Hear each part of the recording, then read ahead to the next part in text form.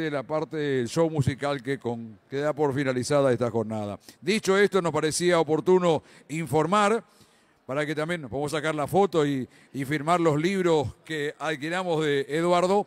Esa es la modalidad. Ahora sí, señoras, señores, bienvenidos en esta jornada de sábado en la 7ª edición de la Feria del Libro. Es un placer poder tener historiador, guionista, escritor, rey de copas. Eduardo Sacheri, bienvenido a la Feria del Libro. Carlos Simón, gracias. Se agradece lo de rey de copas. Siempre entibia el corazón a los hinchas independientes que nos recuerden eso. Gracias. Algún defecto tenía que tener, pero bueno. Bueno, Eduardo nació en Buenos Aires en 1967. Es profesor y licenciado en Historia, guionista y escritor. Es también autor de 4 volúmenes sobre la historia argentina, de los cuales ya ha publicado Los días de la Revolución, Una historia de Argentina cuando no era Argentina, y Los días de la violencia, una historia de Argentina cuando empieza a ser Argentina. La pregunta de sus ojos, uno de sus libros, fue llevado al cine por Juan José Campanella como El secreto de sus ojos. Y como creo que todos ustedes saben, esa película fue distinguida con el Oscar a la mejor película extranjera. La verdad que para mí, lo decía recién en el escenario 360, es un placer poder conversar con Eduardo, sobre todo de su nuevo trabajo, de esta novela de ficción, Demasiado lejos. ¿Y por qué además? Porque tiene que ver con Malvinas. Y para nosotros, para los correntinos, Malvinas está en nuestro corazón. Quizás mucho más que en otros lugares del país. Y ese demasiado lejos creo que también nos identifica a aquellos que fuimos contemporáneos a aquel 1982. Y la primera pregunta que le hago a Eduardo tiene que ver con eso. ¿Qué lo lleva a escribir sobre Malvinas? ¿Qué lo motiva a meterse en el tema Malvinas? Bueno, Carlos, ahí en el escenario 360 de lo último que hablamos era de esta incomodidad que el tema de la guerra de Malvinas, no de la causa de Malvinas, pero sí de la guerra de Malvinas parece provocar, ¿no? Que lleva a que haya pocas películas. No sé, fíjense, por ejemplo, en películas hay Los chicos de la guerra e Iluminado por el fuego. Fin, 2 películas. Novelas, debe haber una decena. En 40 y pico de años es muy poco. Y a mí en general esos temas o siempre me llama la atención cuando hay un silencio, ¿viste? Alrededor de algo. ¿Por qué la gente no habla de esto? ¿Dónde está la incomodidad? ¿Dónde está el problema? ¿Dónde está el asunto de por qué no podemos charlar de esto? Y de hecho, para escribir la novela, las novelas, después te cuento, porque pues son 2, esta es la primera. No era la idea, pero iba a ser una, pero terminaron siendo 2. Yo mismo vos comentaste que yo soy licenciado en Historia, profesor de Historia. Ahora, cuando me puse a investigar para la novela, ponerle 3 años atrás, más o menos, 4 años atrás, me di cuenta de lo poco que yo sabía de la guerra, específicamente de la guerra. ¿Por qué? ¿Viste? Y de nuevo, fue un tema súper convocante durante esos meses de 1982 y después Silencio. Silencio. Y un silencio que además para los veteranos fue un no tener con quién hablar ni dónde hablar. Para la familia de los caídos, lo mismo. Eso ponerle que en los últimos años se haya ido modificando. Pero esta reflexión en sí de la sociedad de, che, ¿por qué tomamos las decisiones que tomamos? ¿Por qué tomamos las actitudes que tomamos? Si nos lo tomamos en serio, si nos lo tomamos medio a la ligera. Me refiero, esta novela está ambientada en Buenos Aires. O sea, no está en las Malvinas. Y este título de Demasiado Lejos tiene que ver con eso, porque es la guerra, pero la guerra ya. O sea, cómo que fue mi experiencia en la guerra. Claro. ¿Viste? A vos tenías 14 años en la... Yo tenía 14 años, estaba en segundo año del secundario. Siempre me interesó, ¿viste?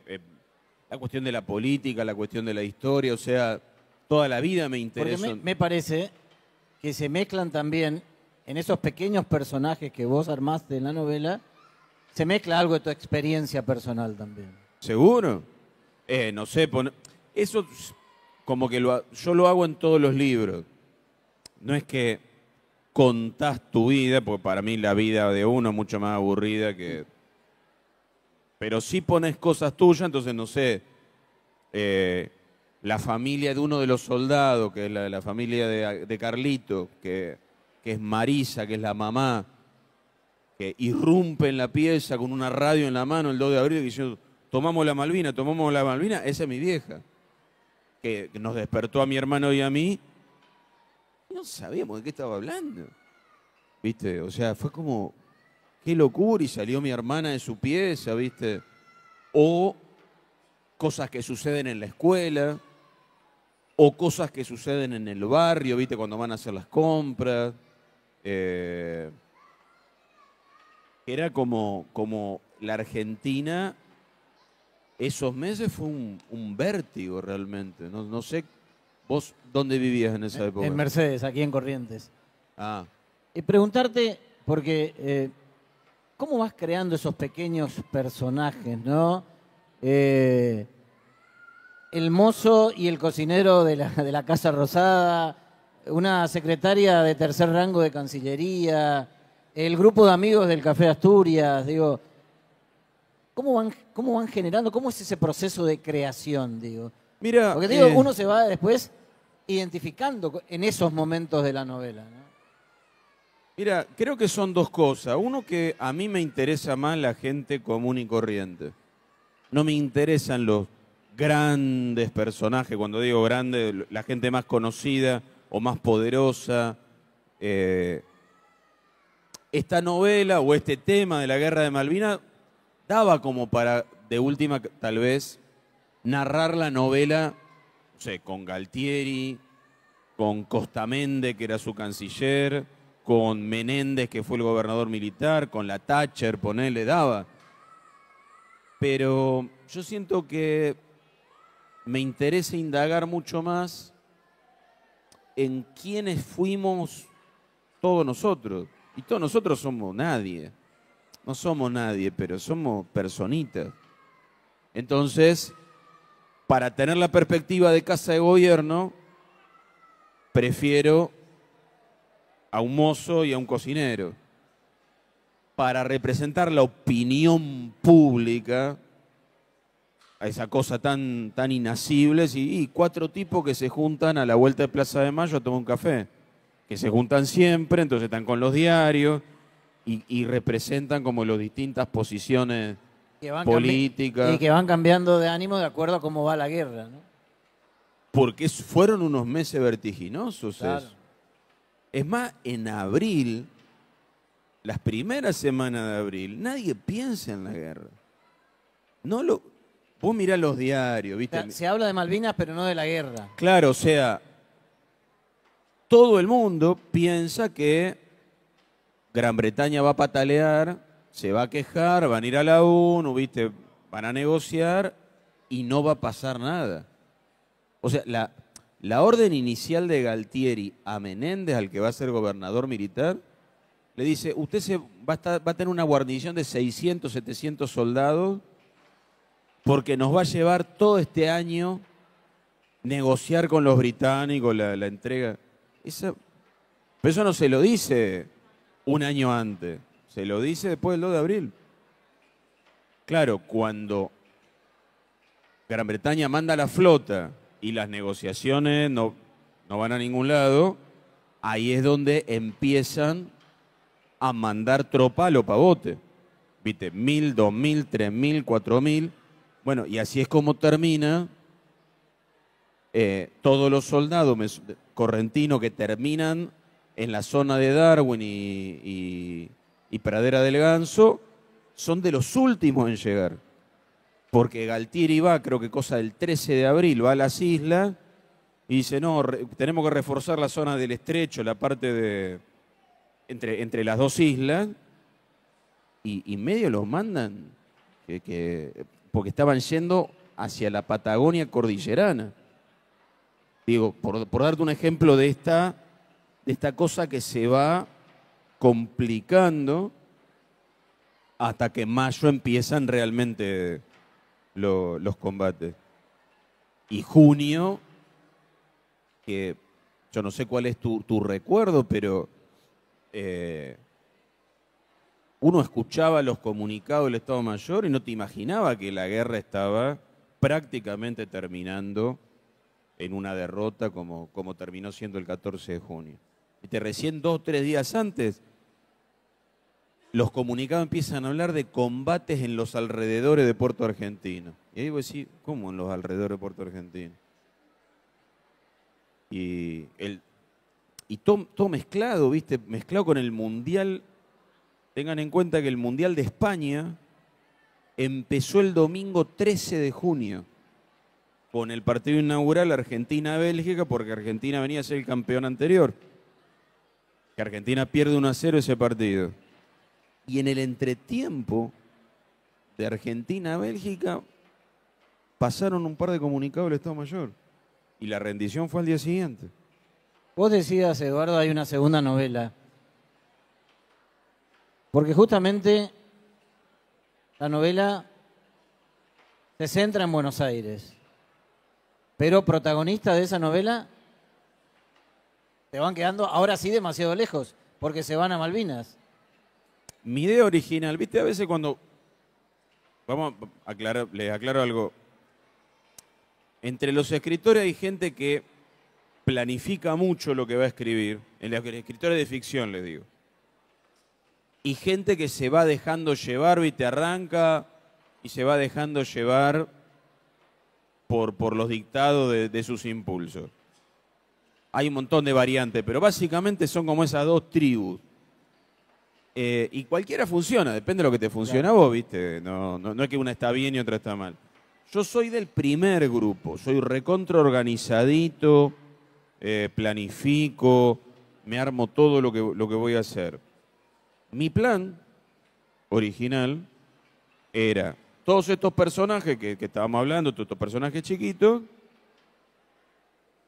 más 2 familias que tienen hijos clase 62, que hicieron la colimba en el 81, que los reincorporan al toque apenas, los reincorporan y los mandan a las islas. Que eso pasa en la novela. Ahora, mi plan era seguir a esos soldados en lo que iban viviendo en las islas. Viste que la novela estuviera como dando vuelta en torno a todos esos personajes, contando, digamos, a los civiles y a los soldados. Claro, cuando yo voy escribiendo, llego a cuando se van a las islas, ponele 10, 12 de abril, yo me doy cuenta que me paralizo. No puedo ser, pero me paralizo porque digo, espera, vengo de escribir un capítulo donde están estos 4 tipos tomándose un café y hablando de misiles Exocet a la vuelta de Plaza de Mayo, y en el siguiente capítulo tengo a estos soldados caminando con los bolsones al hombro desde Puerto Argentino hasta Montejarri, que es donde lo van a...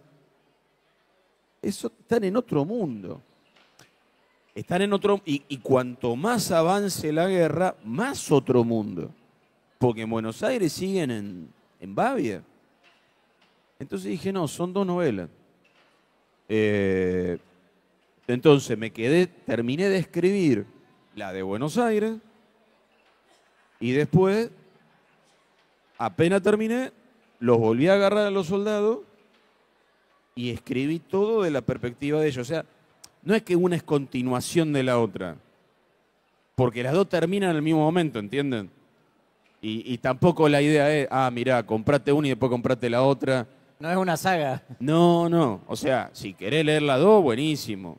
Pero no es que necesitas leer las dos para entender. Una es qué pasa con los que están en Buenos Aires y con la familia de esos chicos. Y otra cosa es lo que pasa con esos soldados, con un teniente que está con ellos, con un mayor, que aparecen acá, aparecen hasta que desaparecen, digamos, hasta que se van a las islas. Y en todo caso aparece el tema al final de nuevo cuando vuelven los sobrevivientes y tienen, bueno, no le voy a contar el final. A ver si se lo compran el libro, porque yo tengo una familia que mantener, loco, también. Vamos a tenerlo. Eduardo, ¿esa segunda novela va a ser épica o no? Mirá, es una novela de guerra. Esa es otra cosa que yo sentía que faltaba. Uno dice así faltaba y parece como, faltaba y yo vine a completar lo que faltaba. No, no es así, pero pará, la guerra del siglo XX de Argentina. O sea, 649 caídos en combate, más todos los heridos. Que tiene además, Eduardo, lugares comunes que no son discutidos. ¿En qué sentido? Y que, por ejemplo, que todos los militares fueron malos, por ejemplo, ¿no? Bueno, ese tipo de simplificación. Bueno, porque es una simplificación.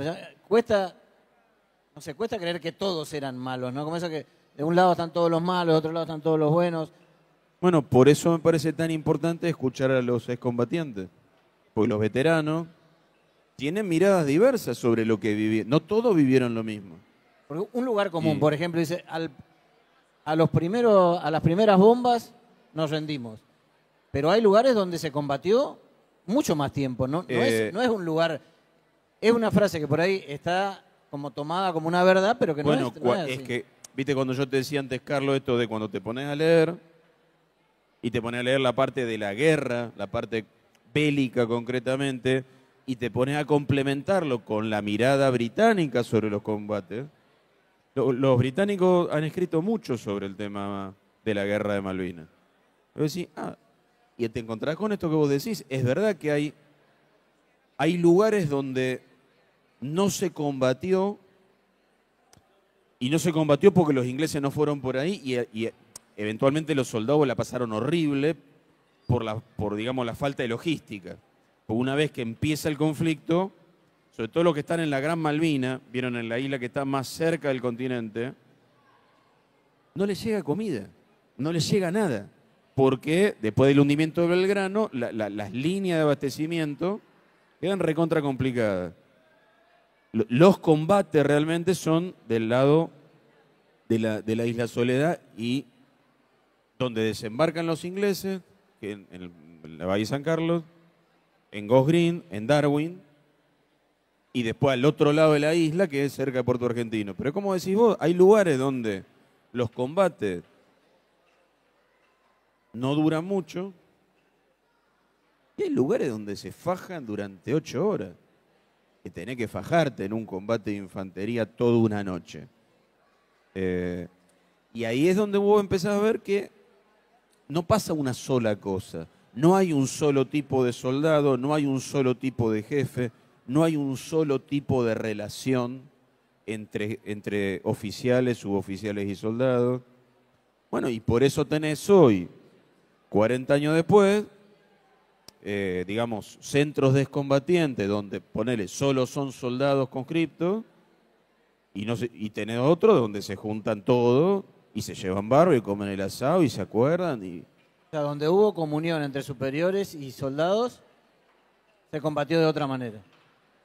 Yo no me atrevo a hacer, viste, como solo sucedió de esa manera, pero claramente hay lugares donde el vínculo funcionó y donde los soldados tomaron unos riesgos enormes, suponete, en los peores combates, los últimos 2, 3 días, que es en las alturas cercanas a Puerto Argentino, es unos montes bajitos, pónganle 400, 500 metros de altura, son montañas bajitas. Los equipos de radio argentinos funcionaban muy mal. Pero ponele, pasa más de una vez que, ponele, piden ayuda desde arriba porque están bajo ataque inglés y van refuerzos y a veces los refuerzos no encuentran a los que fueron a buscar. Porque como están mal las comunicaciones, a lo mejor bajaron por otro lado. Y van igual. Y 2 días, digamos, una cosa que fue en Buenos Aires, no sabía, pero todos esos soldados ya sabían que estaba todo prácticamente terminado. Y sin embargo, hay muchos que van igual. Lo que me parece importante es valorar esto que vos decís, viste, no pasó una sola cosa.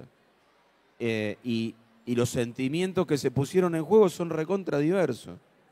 Eduardo, quiero volver a los personajes en sí de la novela, ¿no? Porque hablábamos de los amigos en el Café Asturias, hablamos de la secretaria de 3er rango de Cancillería, pero hay familias que quizás, bueno, ven un poquito más de lejos todo, pero hay familias que vos también contás y te metés en esas familias que estaban aterrorizadas, que ya veían que no veían solo Malvinas, sino que ya comenzaban a ver la guerra y la posibilidad de que un hijo vaya allí.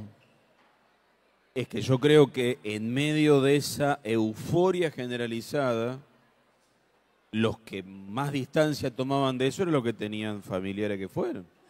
Porque una cosa es, suponete, yo en mi familia no tuve ningún soldado que haya ido. Entonces la mirada era, viste, casi festiva en un punto. Como que uno no tomaba conciencia de los riesgos, los peligros, los sacrificios.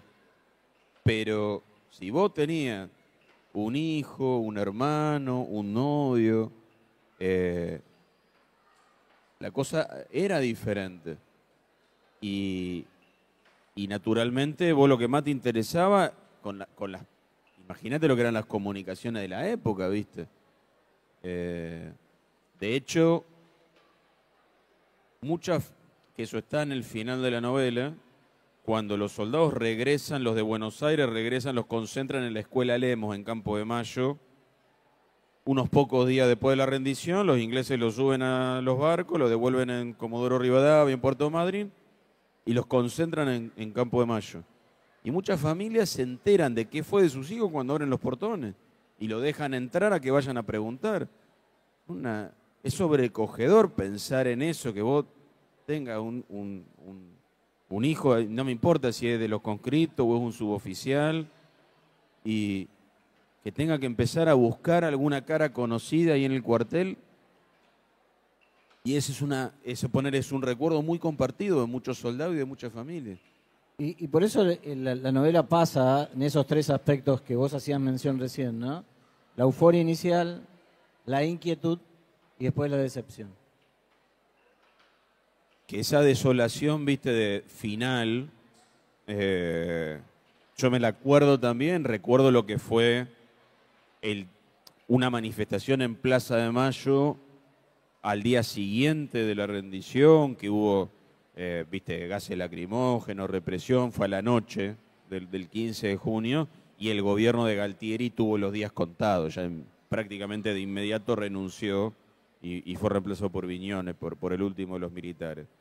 Pero esa montaña rusa emocional fue marcadísima, y vos lo mirás en las manifestaciones en la Plaza de Mayo, que hubo unas cuantas a lo largo de esos 3 meses.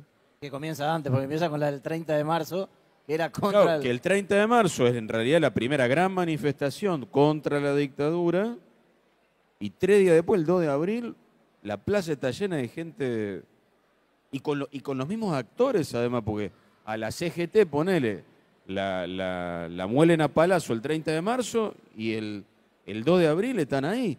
Y el 10 de abril, que es cuando vino el secretario de Estado norteamericano como a hacer una mediación, la Plaza de Mayo está explotada de gente, que ese discurso tan famoso de Galtieri, de si quieren venir que vengan, le presentaremos batalla, eso del 10 de abril, ¿vos sabés lo que es la plaza?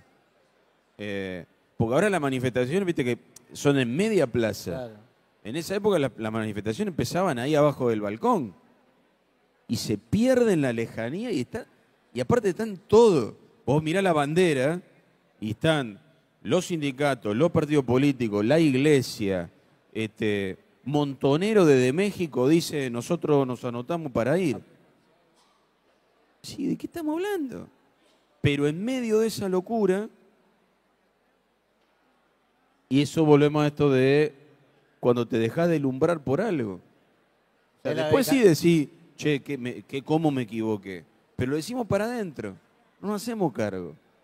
Y me parece importante, porque ya vamos quedando menos que vivimos esa época.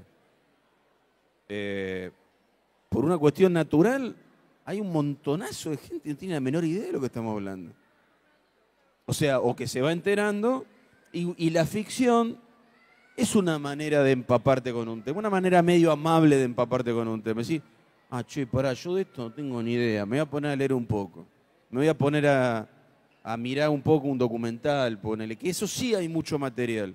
O sea, no hay ficción, pero hay muy buen material a nivel documentales y hay laburos académicos sobre Malvinas, sí hay, sobre la guerra de Malvinas hay. Ahora, Eduardo, ¿pensás que esta novela pueda terminar también en una película o no?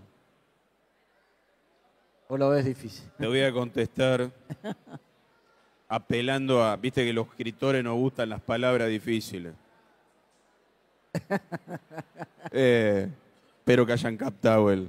No sé, porque yo sinceramente no lo pienso, parece como que me hago el difícil, pero no lo... Yo sí lo que sé es que tengo una manera de escribir muy visual. Pero no es porque lo hago a propósito, es porque me sale así. ¿Cómo es eso? A ver, ¿cómo?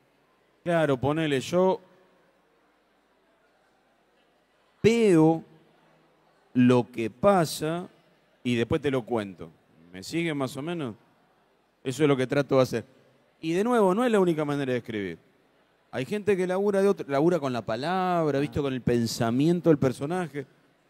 Yo lo que hago es, no sé, lo veo al mozo de Casa de Gobierno entrando a una reunión que está Galtieri, está toda la plana mayor, cuando Reagan lo llama el día anterior, porque los Estados Unidos sabían que ya estaban para invadir, y lo llama Reagan para decirle no invadan, porque esto va a ser una locura, que es el 1 de abril eso.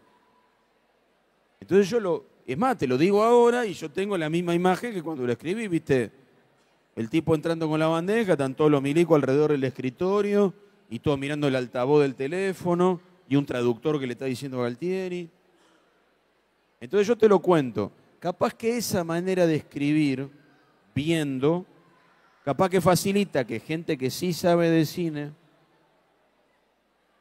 se entusiasme a decir, mirá, como parte le doy mucha bola a los diálogos.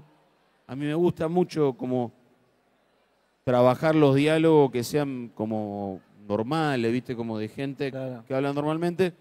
Capaz que por eso facilita. Pero me da tanto laburo escribir el libro que si encima me pusiera a pensar, voy a tratar de que esto sea una película.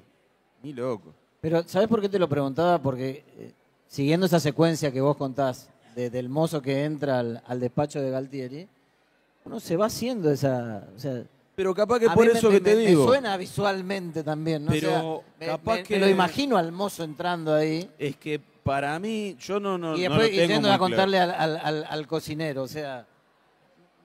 Yo no lo me tengo armo muy... esa escena, ¿no? Claro, yo no lo tengo muy claro, pero me da la sensación como que... Porque yo también, viste, de escuchar así preguntas o cosas que me dicen los lectores, que me dicen, che, yo me lo imagino Claro. cuando vos decís... Y para mí tiene que ver con que yo también me lo imagino. Entonces yo me lo imagino, medio te lo escribo y capaz que eso facilita que vos también te lo imagines. Porque me imagino también esa escena, porque yo lo viví con... En esa época yo tenía 17 años y tenía... Sos más grande que yo. Claro, y tenía amigos que estaban haciendo el servicio militar y que yo veía a esas familias aterrorizadas porque el hijo podía ir a la guerra. Entonces yo me imagino cuando la madre de uno de los chicos trata de decirle, bueno, vamos a hablar con mi hermano para evitar que mi hijo vaya a la guerra. Eso yo lo viví y sucedió. Y las madres estaban desesperadas porque no querían que su hijo vaya a la guerra. Pero o sea, entonces lógico. lo tengo incorporado, ¿no? Bueno, viste que hablamos antes de los personajes chiquitos. Yo creo que con los personajes chiquitos es más fácil que uno se conecte con la historia que te están contando. Porque si yo te lo cuento a Galtieri hablando con Reagan, ni tu vida, ni mi vida, ni la vida de ninguno de nosotros tiene nada que ver con la de Galtieri ni con la de Reagan. Pero con una mamá que está desesperada a ver si le convocan al pibe y tiene un hermano que es mayor del ejército y que se lleva mal y no se hablan, pero es capaz de cualquier cosa para... Aunque lo odia el hermano, le va a ir a hablar para pedirle por favor que no lo mande. Que vea la manera de acomodarlo, que no lo mande. Porque ¿qué le importa? Ella no, lo que quiere es que el pibe esté seguro. Pero eso sí creo que uno se puede... Son experiencias más cercanas a nuestras vidas, me parece. Yo no es que lo hago para que el lector se enganche. Yo me engancho. Ahí es donde tiene sentido para mí escribir el libro. Porque escribir el libro y leer el libro en algo se parecen, que es en esto de uno usa eso que está escrito para pensar en cosas que si no, no piensa. Piensa en cualquier libro que les haya gustado leer. Vos lo que hacés con los libros es eso. Vos pensás en tu propia vida, no en el libro. Los libros están para eso. Los que vos escribís también, lo que pasa es que te da más laburo porque no está hecho. Entonces lo tenés que armar para meterte adentro. ¿Y cómo combinás la ficción? Porque vos sos licenciado en historia. ¿Cómo combinás la ficción con la historia? Mira, para mí son cosas distintas. O sea, cuando yo doy alguna clase de historia o escribo un libro de historia, tengo que tratar de basarme en lo que los académicos han investigado y para algo se han quemado las pestañas y trabajado para la comunidad. O sea, no es lo que a mí se me ocurre, a diferencia de la novela. Sí me parece que está bueno en las novelas como que el telón de fondo sea la historia. ¿Qué es lo que nos pasa en la vida nuestra? O sea, nosotros no es que no tenemos que ver con la historia. A lo mejor no tenemos roles protagónicos, pero lo que pasa en tu país, lo que pasa en tu mundo, influye en tu vida. Todo el tiempo está influyendo en tu vida. Entonces a mí me gusta como que ahí en segundo plano, no pasa en todas mis novelas, pero pasa seguido. Bueno, antes hablamos del secreto de sus ojos. El secreto de sus ojos, la Argentina de Isabel Perón es la que está detrás. Años 74, 75 es la que está detrás. Porque lo que pasa en la historia tiene que ver con lo que está pasando en la Argentina en ese momento, ponele. Y acá ni hablar. Ya, bueno. Me parece que no van a echar, Carlos. No, esta gente tendrá que hacer algo de su vida también. Abrimos a todo el auditorio para las preguntas que quieren hacerle a Eduardo. Antes que nos echen. Antes que nos echen. Así que le doy el micrófono. Le doy el mío. Y pedimos el micrófono de Carlos para que pueda preguntar. Gracias, Carlos. Buenas tardes. Hola. Mira, me interesa saber cuáles fueron tus fuentes para hacer este libro. Mira, como te decía, leí la parte diplomática de la guerra, que yo la tenía totalmente, viste, como pincha con alfileres, de historia militar, que en este libro no está tanto, por esto que decía que esta es más, pero suponete, para esta leí todos los comunicados del Estado Mayor del Ejército, del Estado Mayor Conjunto, que son como 160 y pico, 143 son. Los diarios de la época, noticieros de la época, y después para la otra, viste, para la que es más militar, hay muchas memorias de soldados. ¿Viste? Libros que a lo mejor muchos soldados escribieron su memoria y se pagaron una publicación de 200 ejemplares, ¿viste? Y se los regalaron a los amigos, pero que están en Mercado Libre, o sea, uno los puede conseguir. Y después los británicos tienen un montón escrito. Así que hoy en día te diría que sé bastante más y de la geografía de las islas. Yo les doy un ejemplo. Yo soy de Castelar, provincia de Buenos Aires. Hay un túnel por debajo del ferrocarril que se llama Héroes del Monte Longdon. Yo me pasé 15 años cruzando por ese túnel. ¿Sí? ¿Dónde está Monte Longdon? Es la batalla probablemente más cruenta, bueno, junto con Pradera del Ganso, pero creo que es todavía más cruenta. Y ahora sé, sí, mira, en la afuera de Puerto Argentino, más o menos 10 kilómetros, al lado del Dos Hermanas y cerquita del Harriet. Con él. Buenas noches. Quería preguntarle si usted es hijo de Carlo Azaccheri, autor del libro El orden natural. Carlos Alberto era mi tío segundo, primo de mi padre. Sí.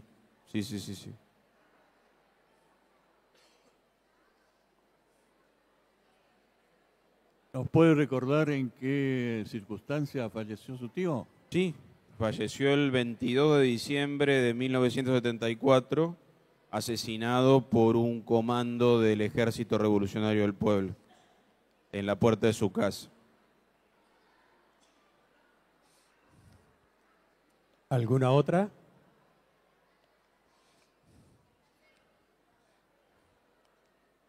Salieron tímidos acá en Goya al final, ¿eh? Porque Bueno. yo los vi, como clase se portaron muy bien, estuvieron asintiendo ahí.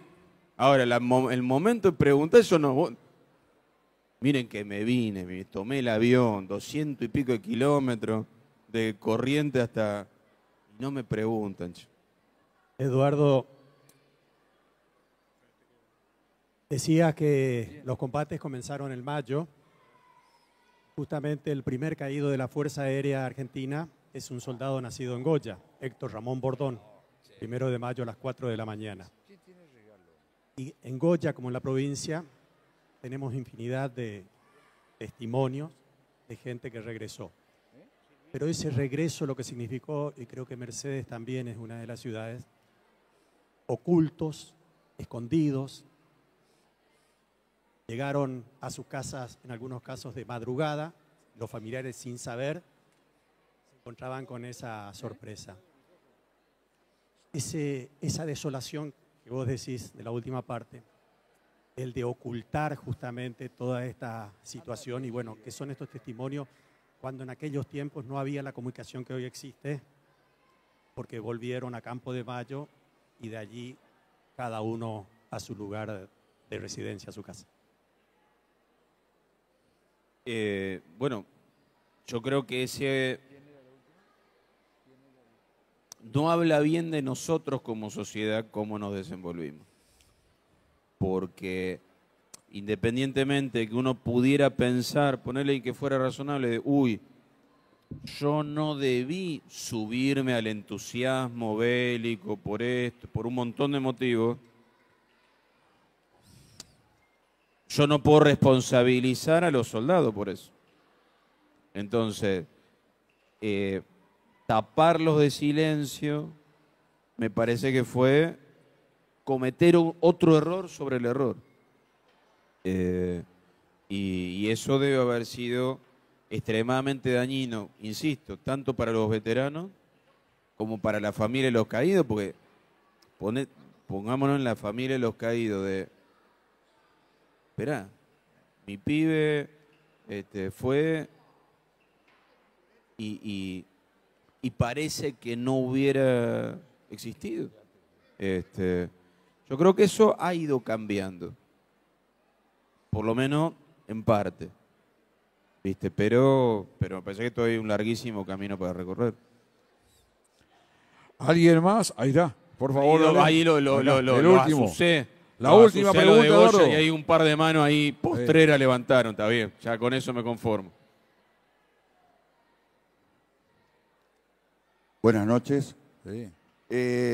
Uno de tus cuentos que siempre me emocionó casi hasta las lágrimas es justamente situado 4 años después en el 86, ¿no?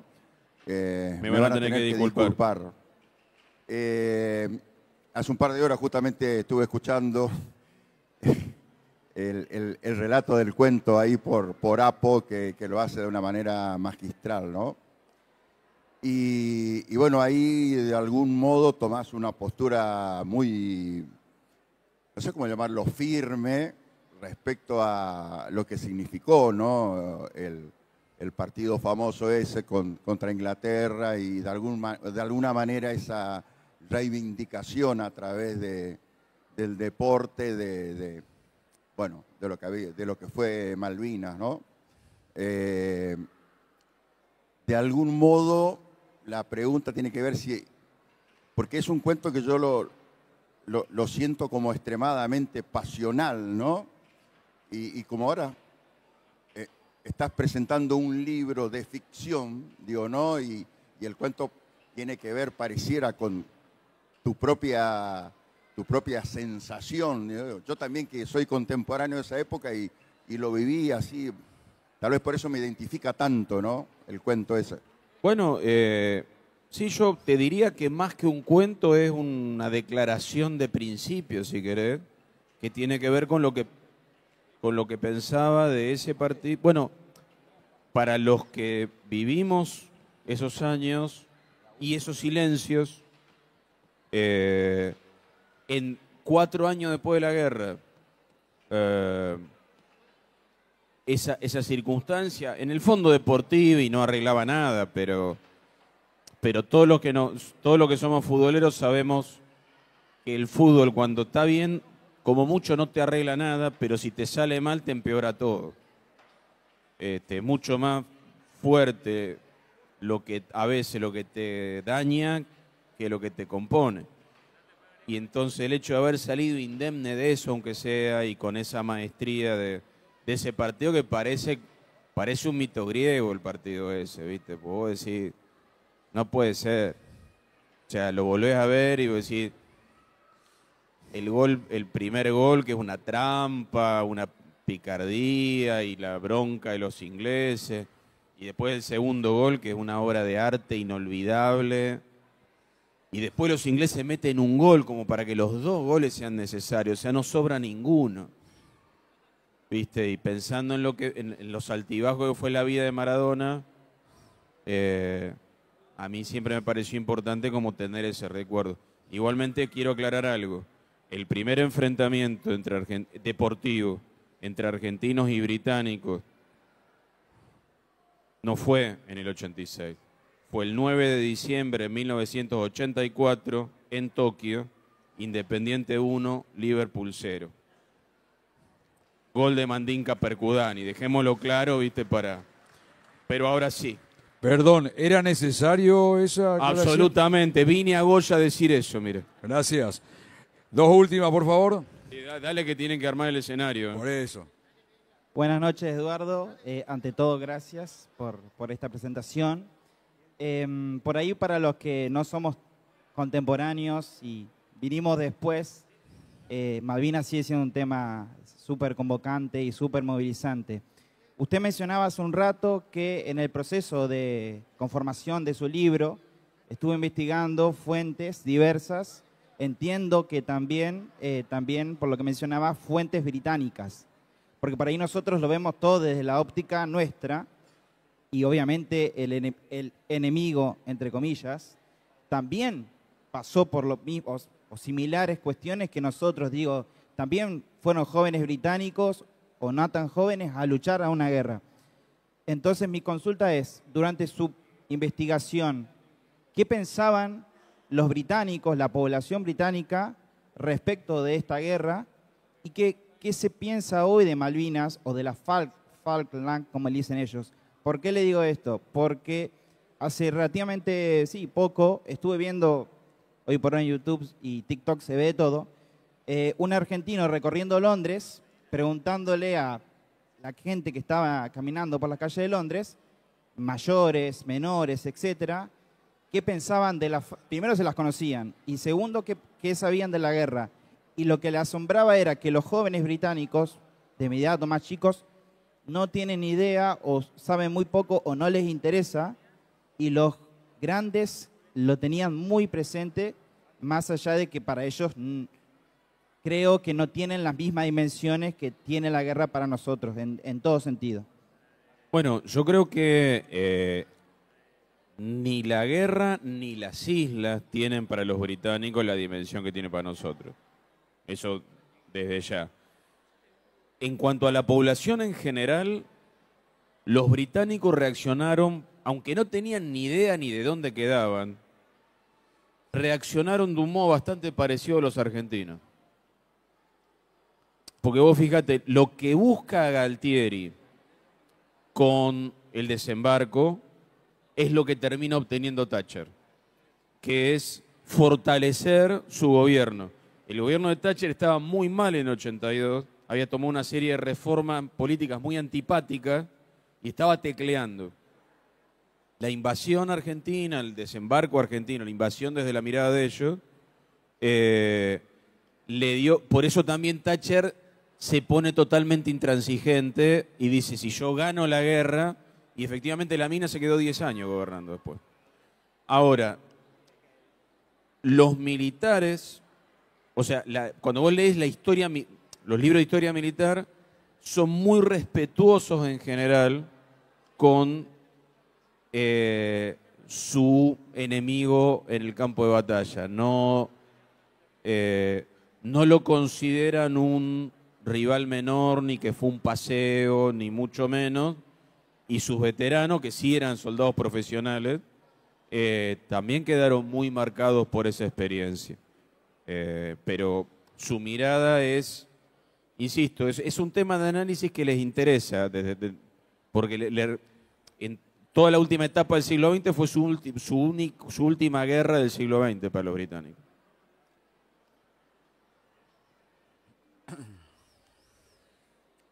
Eduardo, yo quería preguntarte si en el libro un tipo de reflexión sobre las posibilidades concretas que tenía Argentina de ganar la guerra, sobre todo teniendo en cuenta que Estados Unidos, digamos, nos suelta la mano. Bueno, si había algún tipo de reflexión, o en todo caso, si no la hay, porque el libro no lo leí, si de toda la lectura que vos hiciste, podés darnos una reflexión. Mira, hablábamos antes con Carlos de uno de los personajes, es una tercera secretaria de Cancillería, que es como la que está en la parte diplomática de la guerra, del conflicto, y donde Argentina el 3 de abril pierde la votación en el Consejo de Seguridad y se le ordena desde el Consejo de Seguridad que debe evacuar las islas. O sea, ya desde el 3 de abril Argentina queda en offside diplomático cuando se niega a aceptar la resolución, creo que es la 502, ahora no me acuerdo. Entonces el aislamiento internacional queda muy patente de ese momento, y donde Estados Unidos, que intenta la mediación, o sea, no es que es de grupo que lo dicen, intenta una mediación, porque es verdad que Reagan tenía una buena relación con Galtieri, pero puesto a elegir, digamos, los personajes que están en el cuerpo diplomático saben que es cosa juzgada. Digamos que ese aislamiento y ese abandono por parte de los Estados Unidos, y con la OTAN respaldando a Gran Bretaña, es cosa juzgada. Por supuesto que yo tengo que respetar lo que los personajes saben, ¿viste? O sea, no pueden saber lo que sabemos nosotros después, sino lo que sabían en el momento, pero la perspectiva de los diplomáticos era, sonamos. La deben haber pasado muy mal, sabiendo antes que los otros que era un tema terminado. Bueno, queremos ahora sí agradecer a Eduardo Sacheri, a Carlos Simón. Le regalamos Muchas un gracias, fuerte aplauso. y me voy a quedar por ahí. Si alguno tiene ganas de venir a firmar un libro y eso, me quedo un rato. Gracias. En el escenario 360 firmará ejemplares.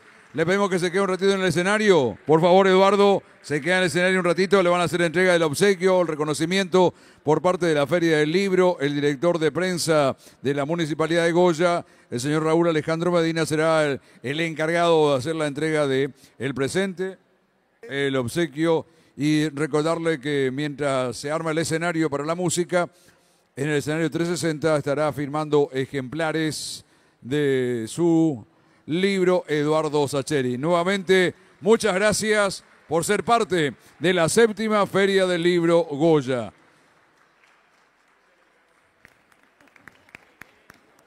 Y nosotros decimos a aquellos que en Librería La Paz está el libro, aquellos que quieran que firme, con un 20% de descuento, me dijo recién Rubén Biseglia, podés adquirir el libro de Sacheri.